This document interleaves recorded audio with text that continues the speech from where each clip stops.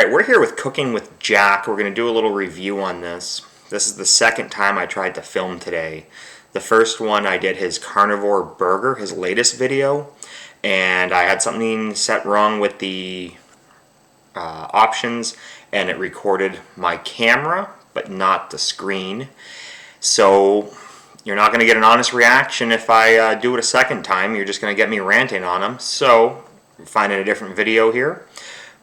But just to let you know, considering this man's had 2 or 3 strokes, and the entire video his right hand is in his pocket because he can't use it, the fact that he's trying a carnivore diet, I can respect that he's trying different diets to find what's right for his health. But the monstrosity that he made was borderline disgusting. It's like watching a heroin addict shoot up again. He had 3 patties, 4 different cheeses. I mean, the concept isn't horrible in moderation, but just the thought that maybe he's eating like this on a constant basis it was disgusting and shocking. But let's hope that this queso chicken roll is a little better.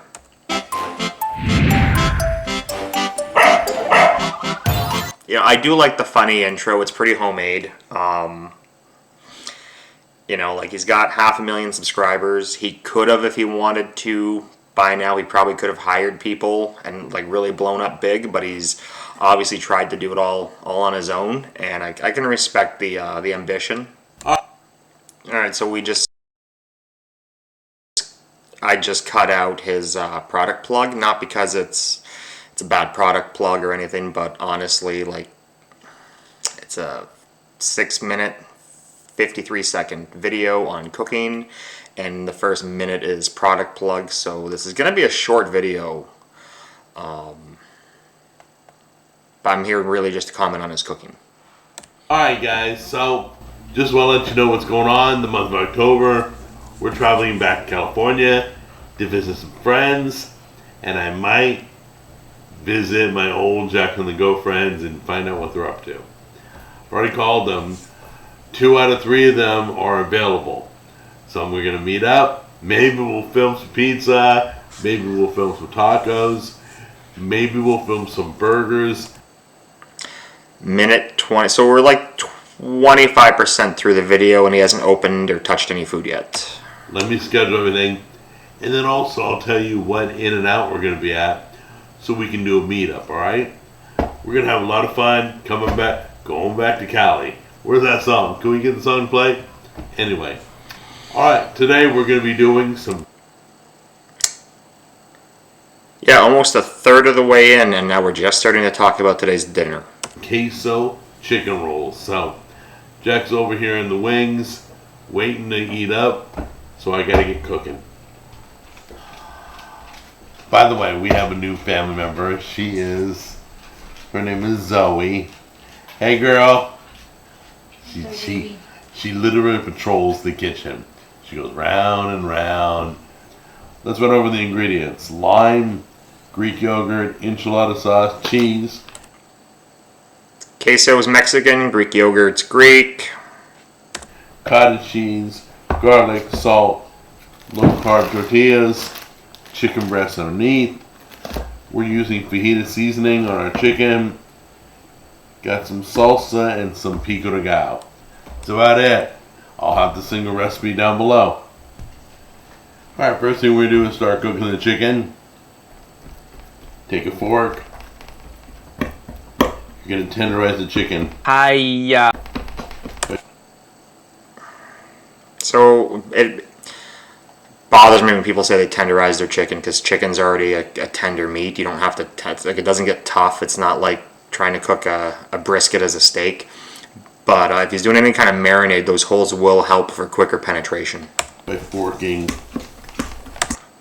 And I mean, so when you have like a meat hammer, you have one smooth side and then one crinkly or bumpy side. The bumpy side is for tough meats that you want to tenderize. That smooth side is for chicken because it's already considered tender. Sometimes you want to hit it with the meat hammer just to change its shape or thickness. Holes into it.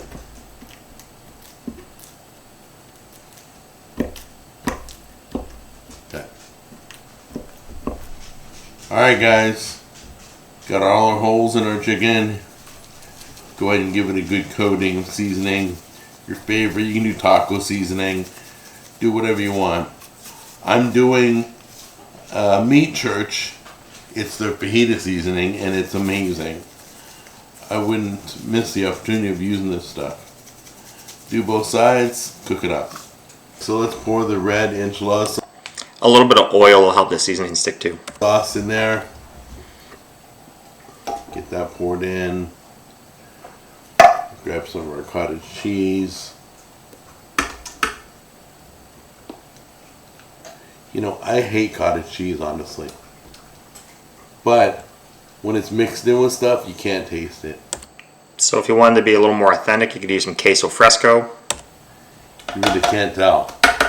Then we're going to take some of this Greek yogurt, get that in there. Oh, no, no, no, no, no, no, no, no. And don't get me wrong, it's not that I'm against fusion food or anything or mixing things up. I'm just, if you wanted to be a little more authentic, I don't really see anything wrong with a nice afternoon snack.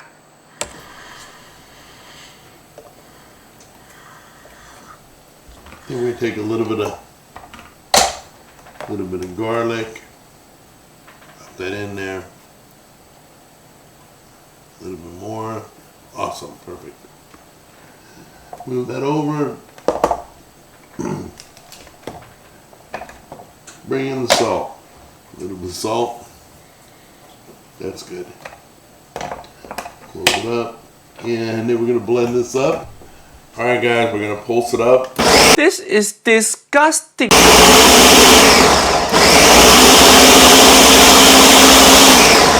We finished cooking the chicken. Grab yourself a cutting board, chop it into small pieces. Then we're going to dump it into what we blended, which is right here. So I'm going to let Tammy take care of that, so don't cut all my fingers off. And show them the inside how beautiful that cooked. Look at that, perfectly white. Okay, yeah, you can see the steam coming out of it. It's definitely cooked. There's been videos in the past where Jack's cooked some pretty uncooked chicken and passed it off as done. Alright guys, take all the pieces, throw them in your sauce. So for something like that, you could have used the egg beater trick and just thrown the chicken into a bowl and hit it with an egg beater. All the chicken's on the sauce, take some pico de gallo, sprinkle that in. So for those of you that don't eat a lot of, maybe you only have a European background in eating food, pico de gallo is kind of like a Mexican bruschetta or like a dry salsa. You use how much you like. But once again, I got a recipe down below. Throw a little cheese in.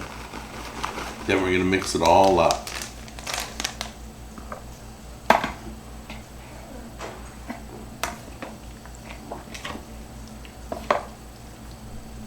Don't forget the lime as you're mixing. Cut the lime wrong. He cut it north to south. You want to cut it on the equator because the limes have ribs in them, just like think of like orange sections.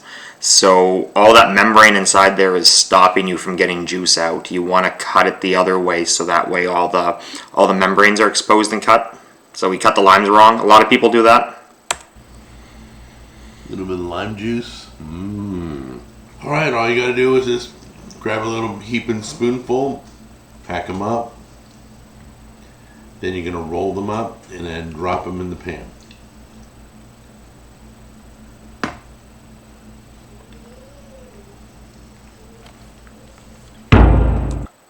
Yeah, I worked at a Tex-Mex place when I was in high school that made taquitos similar to this.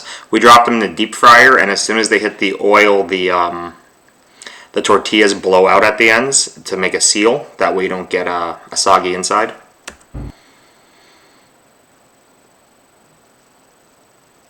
So we got a little bit of salsa to dip in. We're gonna let these cool off a little bit. We turned the broiler on so we can brown the tops a little bit, but they're perfect. They're beautiful. They're full. Let's taste them and see if they're any good. All right, gonna dip this baby in salsa.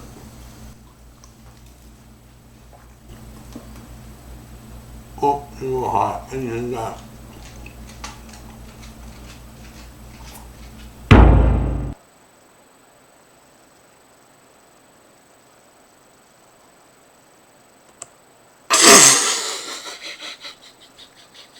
You're joking, right, Jack? Like you said, oh, it tastes good, and then you post this up. It's awful.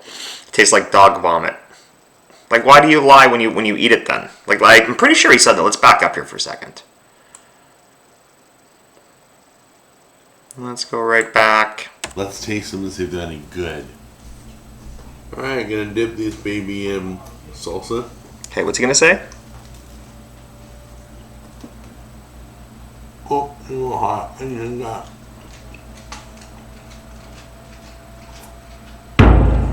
Okay, so no, he never actually said this is good, but he was kind of making those faces like he wanted to. He's been called out many times for having that "this tastes disgusting" look on his face.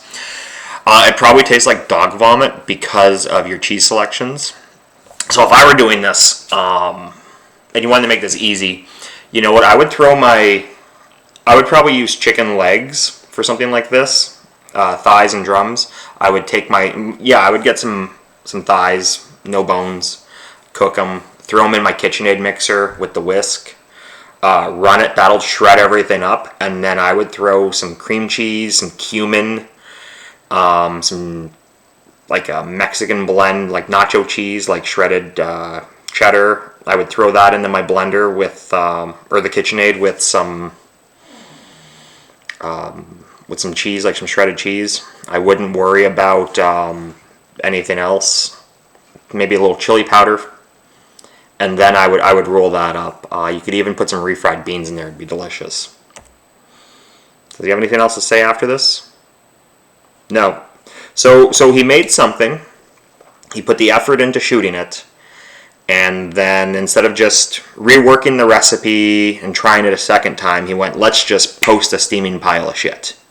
And then we'll just tell them at the end, don't bother with it. We'll just make some shit for the sake of putting it out there.